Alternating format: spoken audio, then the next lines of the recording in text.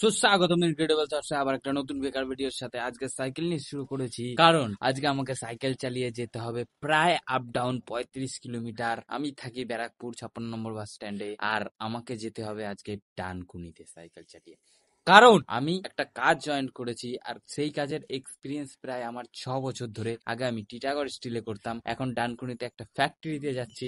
নাম বলবো না, কারণ ওর ভিতরে যেই কাজগুলো হবে সেগুলো আমি তোমাদের দেখাতে চলেছি। তো ফ্যাক্টরির নাম নিলে হয়তো তাদের সিক্রেট রিভিল হয়ে যাবে, তাই জন্য বলবো না। তো তার জন্য আমি চলে আসলাম খেয়াঘাটে, দুবিঘাট পার হলাম এবং সুন্দর দৃশ্যের নজারা নিতে নিতে আমি চলে আসলাম এপারে। এপারে আসার পরে আমি প্রায় ফ্যাক্টরির কাছে চলে এসেছি। ফ্যাক্টরির গেটে এবং সিকিউরিটি চেকের পরে আমাকে বায়োমেট্রিক করতে হবে। তারপরে গিয়ে আমি গ্যারেজে সাইকেলটা রেখে দিলাম এবং নেক্সট যেটা করলাম আমি সেটা হলো চেঞ্জ করলাম। এবং সামনের দৃশ্যটা তোমরা দেখো, এখানে কত হাজার হাজার টন লোহা পড়ে আছে, দেখেই বুঝতে পারছো যে এটা লোহার কারখানা। এরপরে আমি ড্রেস পরে চলে গেলাম। এটা আমার অন্য পুরনো কারখানার ড্রেস, এটা এখানের ড্রেস নয়। আগেই বলেছি যে নাম বলবো না। দেখতেই পাচ্ছ তোমাকে এখানে হাজার হাজার টন লোহা পড়ে আছে, মানে কোনো যায় আসে না কত টাকার লোহা হবে ভাই সাহাব, কিন্তু তুমি এখান থেকে এক ফোঁটাও কিচ্ছু নিতে পারবে না। তো ফাইনালি আমরা ঢুকে পড়বো এবার গেটের সামনে। গেটের মুখে চলে এসেছি কারখানায়, যেখানে আমাদের ওয়ার্কটা হয় মেইনলি, যেখানে আমাদের ক্রসিংটা তৈরি হয়, সেই জায়গায় চলে এসেছি। ডান সাইডে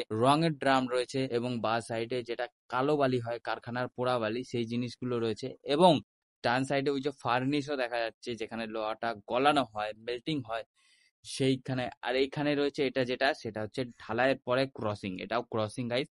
আর এই ডান সাইডে রয়েছে ক্রসিং এর মোল্ড, যেটা আমরা তৈরি করি মেইনলি। এর মধ্যেই লোহাটা গলিয়ে ঢালা হয়, ওইদিকে ক্রসিং এর মোল্ড তৈরি হচ্ছে, এগুলোর মধ্যেই ক্রসিং এর লোহাটা ঢালা হয়। হ্যাঁ, আমি তোমাদের দেখাতে চলেছি রেলের ক্রসিং কি করে তৈরি হয়। সেটা শুট নেওয়ার জন্য আমার অনেকদিন সময় লাগবে।